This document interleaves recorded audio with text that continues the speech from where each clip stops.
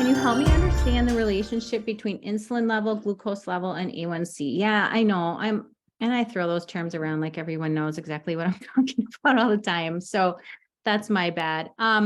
So those are the three tests that I'm asking for you to watch for metabolic disease. Like it really will kind of tell you where you are with blood sugar regulation and insulin resistance, basically. So our glucose level is the amount of blood sugar or glucose that we have in the bloodstream at any given time.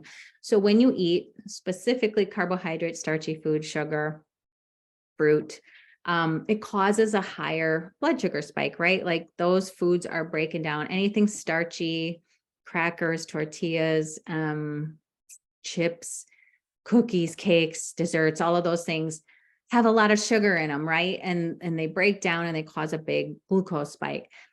After your glucose level spikes or your blood sugar goes up, you got to do something with all that sugar in the bloodstream. So your body needs to keep a really tight regulated blood sugar.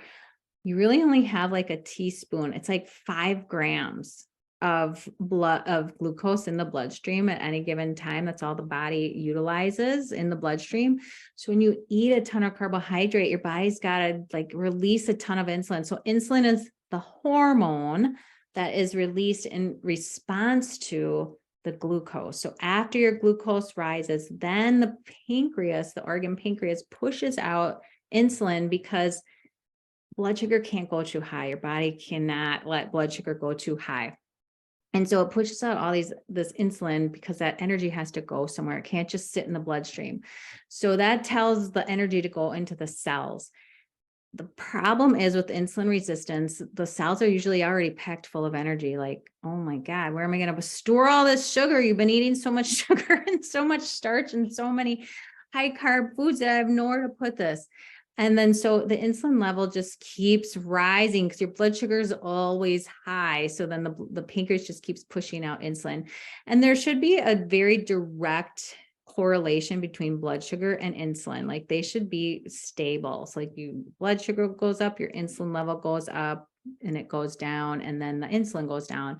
But with insulin resistance, your blood sugar has been high for so long that your insulin just goes high, high, high, high, high, because there's nowhere to put that energy. So I hope I'm making sense. But that is insulin. So insulin is the hormone that is released in response to blood sugar.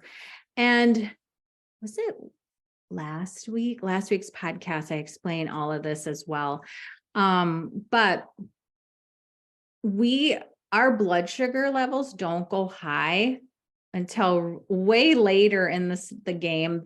So insulin will start to rise, like insulin levels will start to rise long before blood sugar will, because your body has to keep that blood sugar so tight. It will just keep releasing insulin to keep that tightly regulated blood sugar.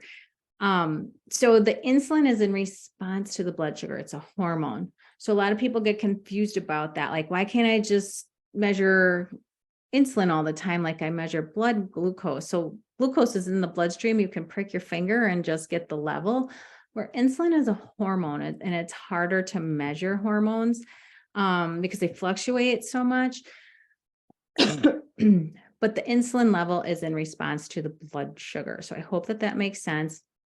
And then the hemoglobin A1C is another blood test. And why we look at that is because hemoglobin A1C is an average of your blood sugar about the last 3 months or so. And how that is deciphered is we look at the hemoglobin red. We actually look at, or I don't, but the labs look at the actual red blood cells. And the why they look at those is because sugar will stick to red blood cells. And depending on how much sugar is stuck to the hemoglobin cells, you can decipher what your average blood sugar has been over the past 3 months or so.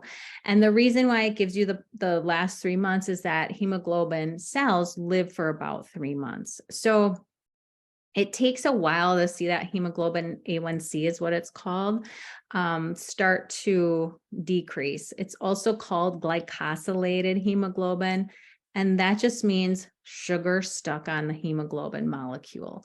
So that's what we're looking at when we look for the hemoglobin A1C. So the A1C is an average of the blood sugars over the last 3 months. The glucose level is your glucose right then and there. And then the insulin level is the hormone.